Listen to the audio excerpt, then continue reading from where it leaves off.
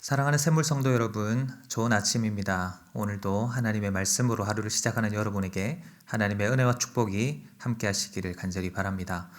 오늘 우리에게 주시는 하나님의 말씀은 배달입니다. 요즘 코로나로 인해서 많은 분들이 외출에 부담을 느끼시는 바람에 배달 업체가 많이 바빠졌다라고들 하죠. 음식을 시켜 먹는 것뿐 아니라 이제 직접 장을 봐야 하는 것들까지 이제는 배달 어플을 통해서 집 앞까지 배달을 시키는 시대가 되었습니다.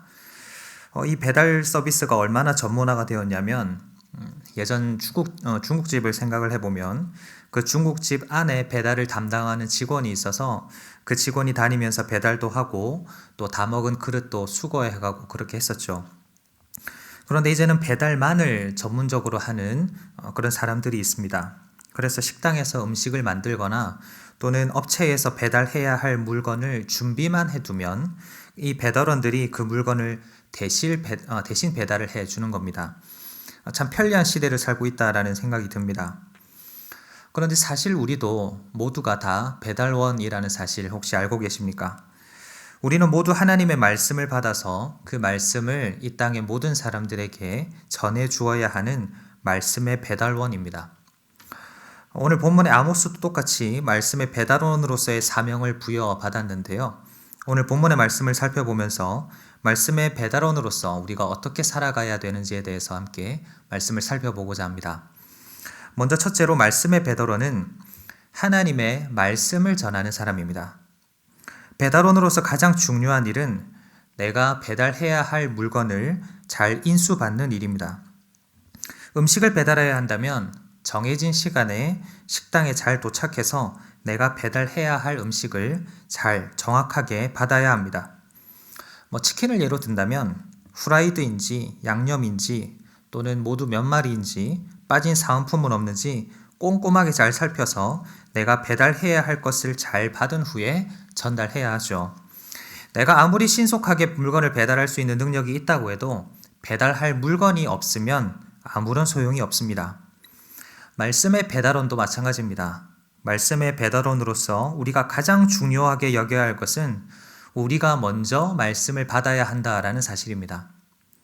1절에 보면 아모스가 이스라엘에 대하여 이상으로 받은 말씀이라고 기록하고 있습니다. 그리고 3절과 5절, 6절과 8절에서 계속적으로 같은 말을 반복하고 있는데 그것은 여호와께서 말씀하셨다라는 말입니다. 무슨 말이겠습니까? 하나님께로부터 이 말씀을 받아서 전하고 있다라는 말이죠. 우리는 하나님께로부터 말씀을 받아서 전하는 자입니까? 아니면 말씀을 받지도 않았는데 내가 알고 있는 지식을 전달하는 자입니까? 우리는 하나님과의 깊은 교제를 통해서 말씀을 먼저 받아야 합니다. 내가 먼저 그 말씀을 누려야 하고 그 말씀을 다른 사람에게 전해 주어야 합니다. 예수님께서는 너희는 가서 모든 민족으로 제자를 삼으라고 명령하셨죠. 그런데 뭐가 있어야 갈 것 아니겠습니까? 뭐가 있어야 제자를 삼을 것 아니겠습니까? 우리는 먼저 말씀을 받아야 합니다. 말씀 없이 사는 사람이 아니라 말씀을 먼저 받고 그 말씀을 누리는 자가 되어야 합니다. 그래야 말씀의 배달원으로서 사명도 잘 감당할 수가 있는 거죠. 그런데 말씀을 받았다라고 해서 모두가 다 좋은 말씀의 배달원이 되는 것은 아닙니다. 둘째로 말씀의 배달원은 하나님의 말씀을 그대로 전하는 사람입니다. 첫째로 말씀의 배달원이 하나님의 말씀을 전하는 사람이라면 둘째로 말씀의 배달원은 그대로 전하는 사람입니다. 좋은 배달원은 내가 인수받은 상품의 그 형태나 그 가치를 잘 보존한 채로 그대로 구매자에게 전달하는 사람이 좋은 배달원이라고 할 수 있습니다. 마찬가지로 좋은 말씀의 배달원은 내가 받은 말씀을 가감 없이 그대로 전달해야 합니다. 조금도 내 생각이나 내 말을 그 말씀 속에 섞으면 안 된다라는 거죠.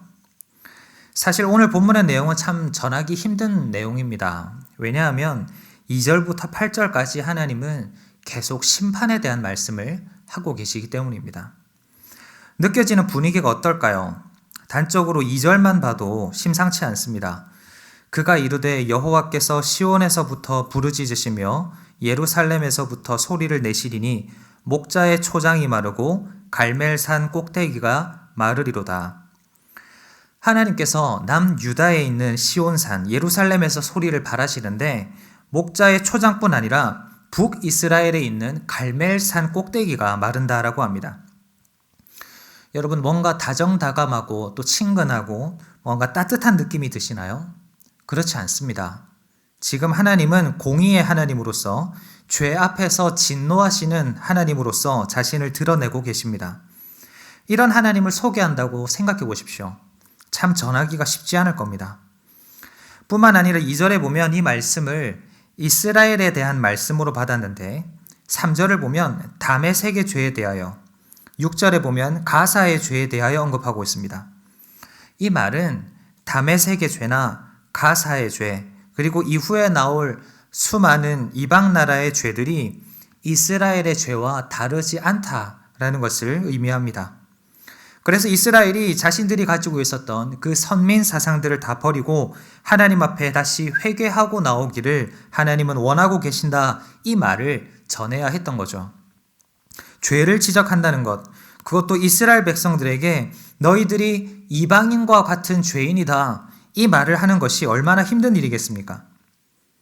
그러나 비록 그것이 하나님의 진노의 메시지라 할지라도, 그리고 그것이 죄의 지적이라고 할지라도 하나님의 메시지라면 가감없이 그대로 전해야 하는 것이 좋은 말씀의 배달원입니다. 하나라도 더 하지 않고 또는 하나라도 덜 하지 않고 그대로 하나님의 말씀을 전하는 것, 그것이 우리 말씀의 배달원들이 감당해야 할 사명이라는 것입니다. 우리는 말씀의 배달원으로서 하나님의 말씀을 전해야 한다는 것과 또 그 말씀을 그대로 전해야 한다는 것에 대해서 살펴보았습니다. 마지막으로 말씀의 배달원은 그래도 전하는 사람입니다. 내가 전해야 할 그 상황이 어떤 상황이라 할지라도 그 상황에 구애받지 않고 하나님께서 전하라고 나에게 주신 그 말씀을 전해야 한다라는 것입니다. 오늘 본문 1절을 보면 시대 배경을 아주 길게 설명하고 있는데요. 유다 왕으로는 우시야 시대였고 이스라엘 왕으로는 여로보암의 시대였습니다. 이때는 남유다나 북이스라엘이나 모두 흥왕하고 부요했던 그런 시대였습니다. 부족함이 없었고요. 풍요와 태평성대를 누리던 시대였습니다. 그러나 그러다 보니까 영적으로는 타락했고 또 부정과 부패, 불법이 아주 흥왕하던 그런 시대였습니다. 그런 시대적 분위기에서 드고아 목자였던 아모스가 말씀을 받습니다. 이 드고아는 남유다에 속한 지역인데요. 다시 말해서 남유다 사람이었던 아모스가 말씀을 받습니다. 그런데 어디를 향해 말씀을 전해야 하냐면 자신의 나라 남유다가 아니라 북이스라엘, 남의 나라의 멸망을 예언하면서 회개를 촉구해야 하는 사명을 부여받습니다. 더구나 탁월한 지도자 출신이거나 명문 집안의 사람도 아닌 이름 없는 평민 출신의 계급도 낮았던 목자였던 아모스가 북이스라엘 사람들을 향해서 예언의 메시지를 전합니다. 그렇다면 그때 분위기가 어땠을까요? 괜히 오지랖 떨지 말고 너나 잘해라, 남의 일에 간섭하지 말고 저리로 썩 가버려라, 이런 냉소적인 반응, 부정적인 반응들을 많이 겪어야만 했을 것입니다. 그러나 아모스는 좋은 말씀의 배달원이었습니다. 자신이 메시지를 전함에 있어서 여러 어려움들이 있고 방해가 있다 할지라도 아모스는 담대하게 하나님의 말씀을 잘 전했습니다. 아무리 차가 막히고 아무리 배달해야 할 물건이 무거워도 그 어떤 상황 속에서도 내가 배달해야 할 물건을 그래도 끝까지 배달하는 사람이 좋은 배달원이듯이 말씀의 배달원도 마찬가지입니다. 내가 전해야 할 메시지가 비록 무겁고 상황이 좋지 않다 할지라도 내게 주신 사명이니 감당하겠노라, 이렇게 다짐하면서 끝까지 전하는 사람, 그 사람이 좋은 말씀의 배달원입니다. 그 어떤 어려움이 있어도 그래도 전하는 사람, 그 사람이 좋은 말씀의 배달원이라는 거죠. 사랑하는 성도님 여러분, 우리는 하나님께로부터 말씀을 부여받은 배달원입니다. 여기 서 있는 저도 말씀을 전하는 자로 부름을 받았고 또 각자의 자리에서 자신의 삶을 살아가시는 여러분 또한 복음을 전하는 자로 부르심을 입은 사람들입니다. 좋은 말씀의 배달원이 되기 위해서 우리는 하나님의 말씀을 전하는 사람이 되어야 합니다. 말씀을 받은 척하고 내 생각만을 또 내 소신만을 다른 사람에게 강요하는 사람이 아니라 내가 받은 그 말씀을 전하는 사람이 되어야 합니다. 그리고 그 말씀을 가감없이 그대로 전하는 사람이 되어야 하고요. 그리고 그래도 말씀을 전하는 사람이 되어야 합니다. 어떤 상황 가운데서도 아모스처럼 어려운 시대적 상황 가운데서도 진노의 메시지이긴 하지만 옆나라 북이스라엘의 죄를 지적하며 회개를 촉구하는 부담스러운 메시지이긴 했지만 하나님의 주신 말씀을 그대로 잘 전했던 아모스처럼 우리도 그렇게 좋은 배달원이 되어야 합니다. 하나님은 우리가 좋은 말씀의 배달원이 되기를 기대하고 계십니다. 하나님이 우리에게 말씀을 허락하시고 하나님의 마음을 알게 하신 것은 우리만 알고 누리게 함이 아니라 전하기 위함임을 기억하고 좋은 배달원으로서 하나님의 말씀만을 가감없이 잘 전하는 우리가 되면 좋겠습니다.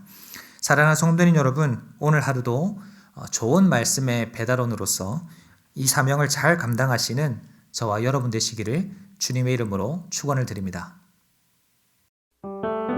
주여 우리를 긍휼히 여겨 주소서. 온 나라 온 백성이 두려움과 근심에 쌓여 있습니다. 주의 자비를 베푸셔서 질병에서 우리를 보호하시고 속히 이 두려운 어둠에서 벗어나게 하소서. 삶의 모든 영역이 위축되고 백성의 삶은 더욱 어려워집니다. 눈에 보이지 않는 전염병 앞에 인간의 연약함을 뼈저리게 깨닫습니다. 이 땅의 교만과 횡행하는 음란과 탐욕의 죄를 용서하시고 교회답지 못하고 성도답지 못했던 우리의 허물을 용서하소서. 방역 당국과 의료진에게 힘과 지혜를 더하셔서 질병의 기세가 꺾이고 확진자들이 건강을 되찾게 하옵소서. 온 국민이 하나가 되어 이 위기를 극복하게 하옵소서. 가족을 잃고 장례도 제대로 치르지 못하는 유족의 아픔을 위로하소서. 평범해 보이던 일상이 결코 평범하지 않았음을 깨닫습니다. 무심하게 지나왔던 일상이 감사의 제목이 되게 하소서. 어려운 때일수록 참된 예배자로 서게 하소서. 모이지 못하는 섭섭함이 불평이나 원망이 아니라 예배를 더욱 사모하는 뜨거움이 되게 하소서. 힘겨운 시기에 성도의 성숙함을 더욱 드러내게 하시고 섭리 가운데 드러나는 악한 세력이 결정적으로 무너지게 하소서. 그간 어둠에 쌓여 있던 영혼들이 주께로 돌아오게 하시고 교회는 그들을 주님께로 인도할 성숙한 울타리가 되게 하소서. 평탄할 때에도 힘겨울 때에도 우리가 주의 손안에 있음을 믿습니다. 우리를 불쌍히 여겨 주소서. 우리에게 긍휼을 베풀어 주소서. 자비로우신 예수님의 이름으로 기도합니다. 아멘.